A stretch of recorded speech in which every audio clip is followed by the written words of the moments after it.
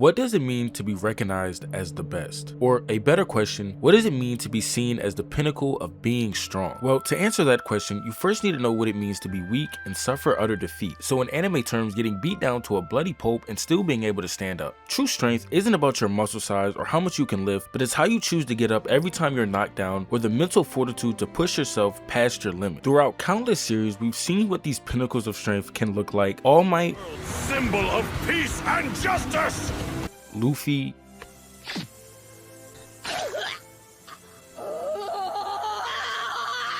and Guts,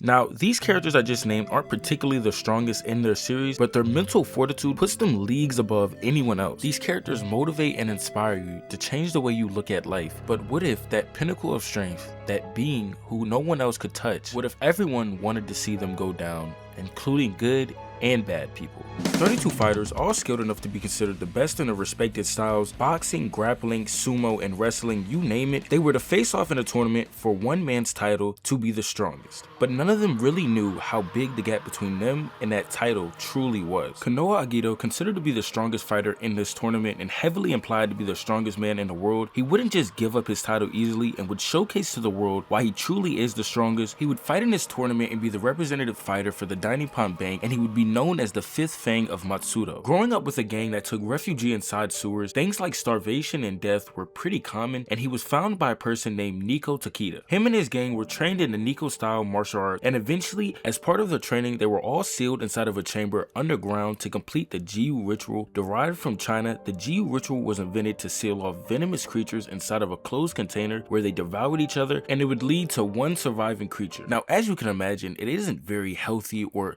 for the better lack of words, it's pretty fucked up to put humans inside of a chamber underground, especially kids, and force them to kill each other. But Agito was the last man standing. Being forced to kill his gang and the people that he grew up with and lived in the sewers with, this obviously did some serious mental damage. With him being the last remaining one, he would be dug up and found by Katahara Matsudo, who would go on to educate him and make him one of his bodyguards, which would eventually lead to him being given the title Fang. Now, the title Fang wasn't to be taken lightly. It was given to him because he would break the fighter's spirit after they would lose, often causing them to retire or often injuring them so badly that they could no longer go on. Agito would be the fifth person to hold this title, with the other four previous Fangs being the bodyguards for Matsudo. Candidates for Fang were to train day in and day out, and out of the best picks, they were made into bodyguards, and once the previous Fang resigns, only then would you be made to take his position. With a record of 160 wins and 0 losses, it amazes me why anyone would still want to fight this beast, standing at the height of 6'7". Haha. Get it? No, this fucker is really 6'7" and 280 pounds of pure muscle. This man was a force to be reckoned with. Agito's fighting style is a bit of a unique one, having the style named Formless, which, as you can guess, takes up no form. This style gives him a wide variety of moves and range of motion. Its strong suit is adaptability, which unironically is what makes Agito the strongest fighter: his ability to adapt to any situation, any fighting style. It's kind of like a boss fight where everything you throw at it, it just happens to be immune. A fire attack immunity, poison immunity. The only way to truly beat him is just by brute force. During his fight with Okubo, known as the King of Combat, Okubo would switch in between 4 different fighting styles: grappling, locks, strikes, and holds, and he would use them all simultaneously, and it looked like Okubo was gaining the upper hand. Agito didn't know what to do, but that's when the fight dragged on for too long, and Agito was able to adapt and evolve. This was the most exciting part about Agito's fighting style: his constant ability to evolve no matter who he was fighting. The person who just clearly had the favor to win the match in an instant is suddenly backed into a corner where he can't even react to his attacks now. Now, somewhere along the lines, Agito would gain this split personality where he would refer to himself as we, or he would refer to himself as me in quotation marks, suggesting that it's an entirely different entity. Now, this other entity or other version of him was,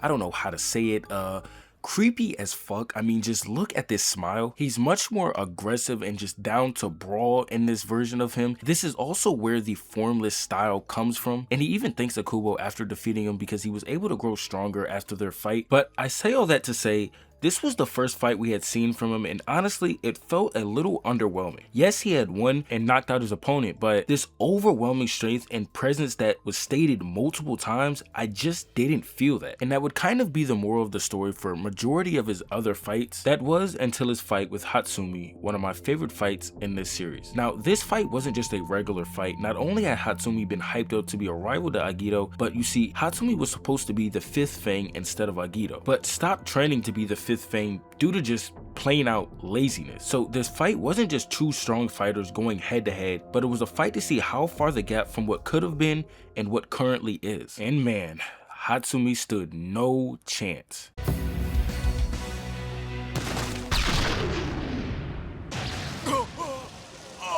This was the definition of a one-sided match, but it also gave us the insight to just how immensely powerful Agito is. Here before you stands the person who could have took your position, or the person who could have been standing in the spot you're standing in now, and you completely dog walk them in front of the president, in front of thousands of people. But see, this was the problem about the tournament. If you didn't defeat Agito in the earlier stages, then you really had no chance of stopping him in the later stages. As he continued to fight, the stronger he got, and he would just adapt and keep adapting to more fighting styles. So the Agito from last round or last fight is completely different than the Agito that we're seeing in his next fight.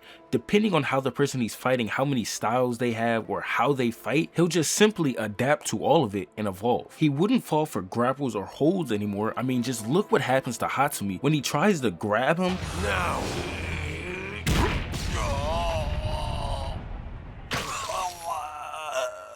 He hits him with a 1-inch punch straight from hell. And Hatsumi wasn't weak by any means. We had just seen him completely manhandle his other opponents in the previous rounds, but Agito was just on a whole new level. And we were being shown that constantly now. I mean, just look what he did to our main character.